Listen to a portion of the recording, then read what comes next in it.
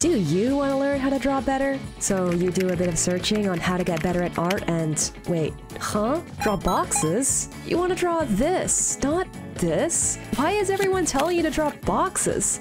Besides, boxes are easy. You already know how to draw them. You've done it before. It's like this, right? What even is the point of... Okay, don't worry. If this is something you've been curious about, I'll explain why people keep telling us to draw boxes. In fact, I'd even say that drawing boxes is the most effective art practice I've ever done. I know it sounds crazy, but let me explain how it works. Let's start with a common exercise that people often tell you to do if you want to practice drawing. You find a reference and then you break it down into simple shapes. It's a great exercise, and if you keep doing this, you'll gradually learn to draw bodies better, right? Except sometimes it just doesn't seem to work for some reason. Take a look at the torso, for instance. Sometimes it's this shape, but other times it's this shape. Which shape is it actually? Or the arm? How long is this rectangle supposed to be, actually? It just never really seems very consistent. So, as good as this exercise is, at some point, you're going to have to upgrade the way you think about it. Here's what I mean. Take a look. Instead of thinking of them as 2D shapes that keep changing all the time, try thinking of them as 3D shapes rotating in space. This is why drawing boxes is so important. It helps you develop this intuition for 3D space. And you might be thinking, okay, that's cool, and I already know how to draw boxes, so next topic? And if you do, great. But just to double check, do you really? It's not like I'm doubting you, but let me just share my own experiences.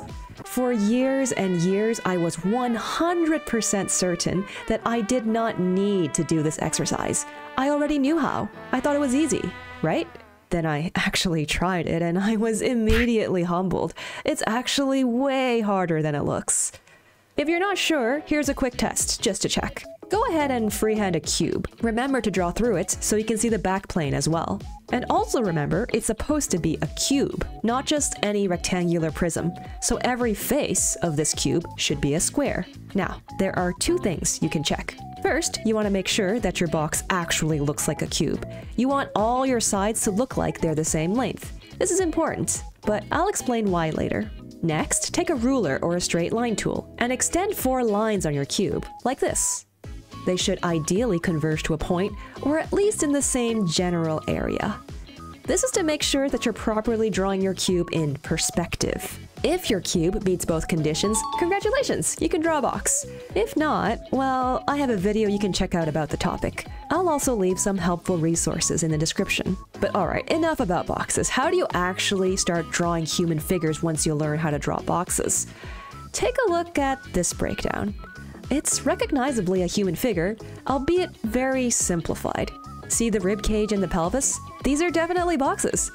Keep in mind that this is not the only way you can simplify these structures.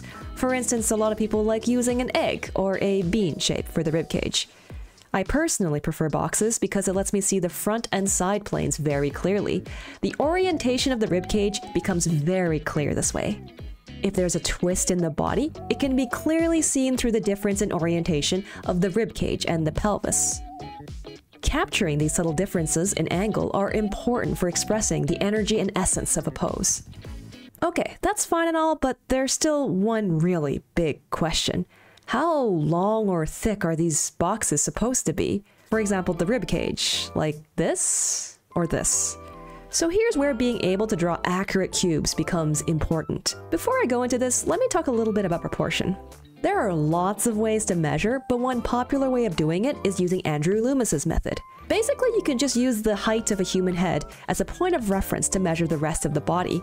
And the human body is approximately 8 heads tall, which is, well, a little bit taller than normal, but you can vary this proportion, but I really like 8 because, well, it divides out very cleanly. So you can figure out the location of various landmarks by the number of heads. For example, the elbows are 3 heads down. As for width, it's 2 1/3 heads wide. That's a bit hard for me to remember, so I just usually go with 2 heads and make the arms go past that just a little bit. So this way of measuring is pretty easy to understand if the pose isn't too complicated. But what should you do if you want to draw the human body at an angle? Well, you know that if you rotate a rectangular prism towards you, it looks shorter. So you just need to make this measuring scale shorter, right? Like this? Unfortunately, that's not quite right. Here's how I would do it. Okay, check it out. First, draw a cube. Then, find the center point of one face of the cube. You can do this by connecting the corners of that face and drawing an X on it. Then, extend 3 lines from the face of the cube, 2 from the edges and 1 from the center. Now, draw a line from one corner of the cube through the middle like this until it hits the opposite line.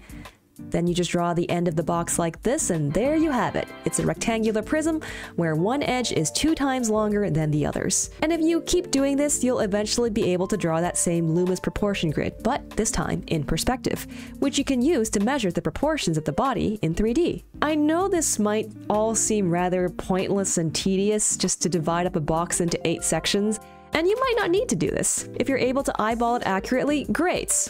But if we're talking about personal experiences, I know I wasn't able to do that, and I'm still not able to. So for me, it's safer and more accurate to just take the time to measure it out accurately. One really important key point is that if you pay attention to the divisions of this proportion grid, they aren't evenly spaced on the page. You see, as it moves away from the viewer, the divisions get closer and closer together. So hopefully, by now, you know how to draw accurate boxes of all shapes and sizes. But hang on a second, there's more than just boxes here. What about these? These are cylinders. But what if I told you that one of the easiest ways to draw accurate cylinders in 3D space is with boxes? Okay, well, considering the topic of this video, maybe that wasn't very surprising at all. Anyway, one thing I'm particularly bad at drawing is circles. My usual strategy is just to try over and over until I eventually get lucky and one circle comes out alright. Not exactly the smartest way to do it, but hey, if it works, right?